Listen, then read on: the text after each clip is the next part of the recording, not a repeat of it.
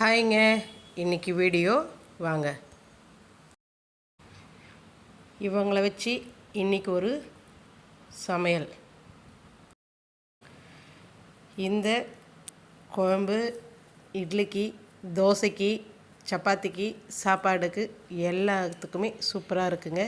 செஞ்சு பார்த்து சாப்பிட்டு பார்த்து நான் சொல்லியிருக்கேன். நீங்களும் ட்ரை பண்ணி பாருங்கள் எப்படி இருக்குன்னு. வாங்க வீடியோக்குள்ளே போய் பார்க்கலாம்.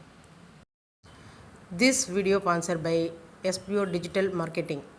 SBO Digital Marketing இந்த வேலை வீட்டில் இருந்தே பண்ணுற மாதிரி பார்ட் டைமாகவும் பண்ணலாம். அதே மாதிரி ஸ்டூடெண்ட்டு, ஹவுஸ் ஒய்ஃபு, வேலை தேடுறவங்க, அதே போல் மொபைலில் ஒர்க் பண்ணுற மாதிரி தான்.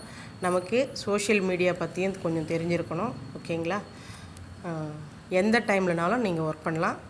அப்படி உங்களுக்கு விருப்பம் இருந்தால் இந்த நம்பருக்கு கான்டாக்ட் பண்ணுங்கள் வாட்ஸ்அப்பில்.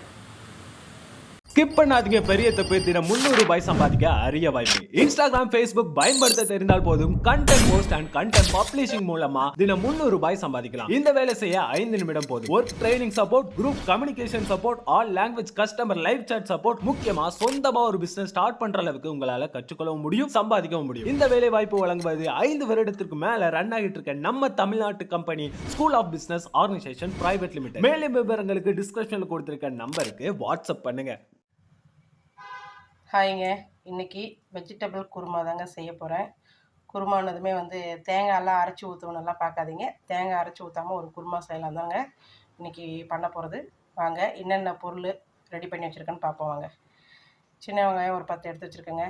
2 கொத்து கருவேப்பிலை, 4 பச்சை மிளகாய் கீறி வச்சுருக்கேன், 2 தக்காளி அரைச்சி வச்சுருக்கேன், கொஞ்சம் பூண்டு எடுத்து வச்சுருக்கேன். நம்ம வெங்காயம் ஒரு 2 மீடியம் சைஸில் குட்டி குட்டியாக இருந்தது, அது ஒரு 2 வெட்டி வச்சுருக்கேங்க. ஓகேங்களா? இப்போது குருமானதுமே எல்லோரும் தேங்காய் அரைச்சி ஊற்றுவாங்க, மசாலாக்கெல்லாம் நிறைய போட்டு அரைப்பாங்க. ஓகேங்களா? நம்ம வேறு மாதிரி செய்ய போகிறோம். அதுக்கு என்ன தேவைன்னா பைத்தம்பருப்பு தாங்க. பைத்தம்பருப்பு ஊற வச்சு எடுத்து வச்சுருக்காங்க, கழுவி. இப்போ நம்ம என்னென்ன காய்கறி போட போகிறோன்னு அதையும் பார்த்துக்கலாம் வாங்க. ஓகேங்க, காய்கறி பார்த்துடலாங்களா? கேரட், பீன்ஸ், உருளைக்கிழங்கு, ஒரு 4 கத்திரிக்காய் போட்டு வச்சுருக்கேங்க. ஓகேங்களா? கத்திரிக்காய் நம்ம தாளிக்கும் போது அரிஞ்சிக்கலாங்க. அதனால தான் நான் தண்ணியில் எடுத்து வச்சுருக்கேன். அதை நம்ம கடைசியாக தான் போட முடியும். ஏன்னா இப்போவே கட் பண்ணி வச்சிட்டோம்னா கலர் மாறிடும். ஓகேங்களா? எப்போ காய் நம்ம அரியிறோமோ அந்த டைமில் மட்டும் கத்திரிக்காய் அரிஞ்சு வச்சுக்கலாங்க. இப்போ அடுத்து நம்ம தாளிக்கு ரெடி பண்ணலாங்க. ஓகேங்க, தாளிக்கிறதுக்கு தேவையான அளவுக்கு எண்ணெய் ஊற்றியாச்சு. இப்போது நம்ம எடுத்து வச்சுக்கிற மசாலா ஐட்டமெல்லாம் கொஞ்சம் போட்டுடலாங்க. அவங்க பொரிஞ்சு வந்ததும் அடுத்து ஓகேங்க பொரிஞ்சிருச்சு. இப்போது பச்சை மிளகா, கருவேப்பிலையும் போட்டாச்சுங்க. நல்லா பொரிஞ்சிருச்சு. ஏன்னா இந்த மாதிரி குழம்பெல்லாம் வைக்கும்போது நம்ம பச்சை மிளகாலாம் ஃபஸ்ட்டே போட்டுடலாங்க. அடுத்து நம்ம போட்டுடலாம். அதுக்கடுத்து வெட்டி வச்ச வெங்காயமும் சேர்த்துடலாங்க. வெங்காயம் எல்லாம் சேர்த்தாச்சுங்க. அடுத்து நம்ம பூண்டையும் சேர்த்துக்கலாங்க. ஏன்னா நம்ம எப்பவுமே தாளிக்கும் போது இது மாதிரி அதாவது புளி சாதம், லெமன் சாதம் அந்த மாதிரி போடும்போது ஃபஸ்ட்டு மிளகா போடாதீங்க, ரொம்ப நெடியாக இருக்கும்.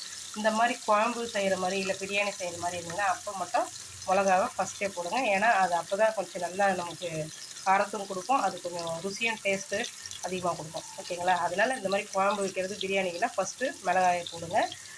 மற்றபடி தாளிக்கிற சாதத்துக்கெல்லாம் மட்டும் அதுக்கப்புறமா போடுங்க. கடலப்பருப்பு இதெல்லாம் பொரிஞ்சதுக்கப்புறமா போடுங்க. ஏன்னா நமக்கு ரொம்ப நெடி வருங்க, அதனால தான் சொல்கிறேன். ஓகேங்களா? வெங்காயம் தக்காளியெல்லாம் வெங்காயம் நல்லா வதங்கிட்டு அடுத்து தக்காளி சேர்த்துக்கலாங்க. ஓகேங்க, வெங்காயம் நல்லா வதங்கிடுச்சு. இப்போ நம்ம தக்காளி சேர்த்துக்கலாங்க. தக்காளி சேர்த்துட்டு அடுத்து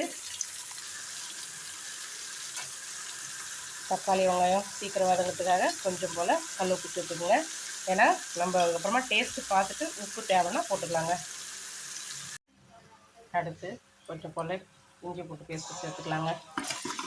எண்ணெயிலே கலாவிட்டு அதுக்கப்புறமா நம்ம வெட்டி வச்சுக்கிற காய்கறிகள்லாம் சேர்த்துக்கலாம்.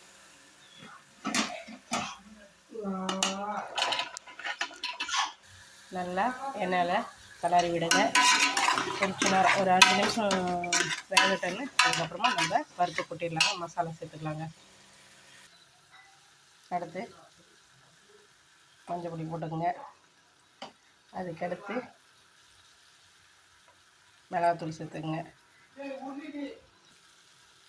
மசாலாலாம் போட்டாச்சுங்க. பெருங்காயம் பொடி போட்டாச்சு. இப்போது பருப்பு எடுத்து கொட்டிட வேண்டியதான். ஓகேங்க, கொதிக்க ஆரம்பிச்சிருச்சு. இப்போ நல்லா க்ளோஸ் பண்ணிடலாம். கரெக்டாக ஒரு 4 விசில் வரைக்கும் வைங்க.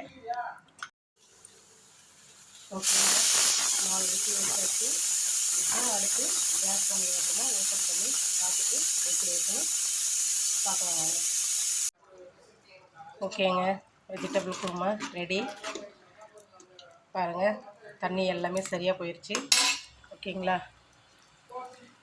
அதுக்கப்புறமா கடைசியாக மல்லித்தழை தூவி இறக்கிக்கலாங்க. என்னோடய ஸ்டைலில் வெஜிடபிள் குருமா செஞ்சுருக்கேன். நீங்களும் ட்ரை பண்ணி பாருங்கள். ட்ரை பண்ணி பார்த்துட்டு எப்படி இருக்குதுன்னு கமெண்ட் பண்ணுங்கள். கமெண்ட் பண்ணதுக்கு அப்புறமா ஷேர் பண்ணுங்கள், லைக் பண்ணுங்கள். மறக்காமல் என்னோடய சேனலை சப்ஸ்கிரைப் பண்ணுங்கள். பெல் ஐக்கானும் தட்டுங்க. ஓகே ஃப்ரெண்ட்ஸ், நெக்ஸ்ட் வீடியோவில் பார்ப்போம். தேங்க்யூ.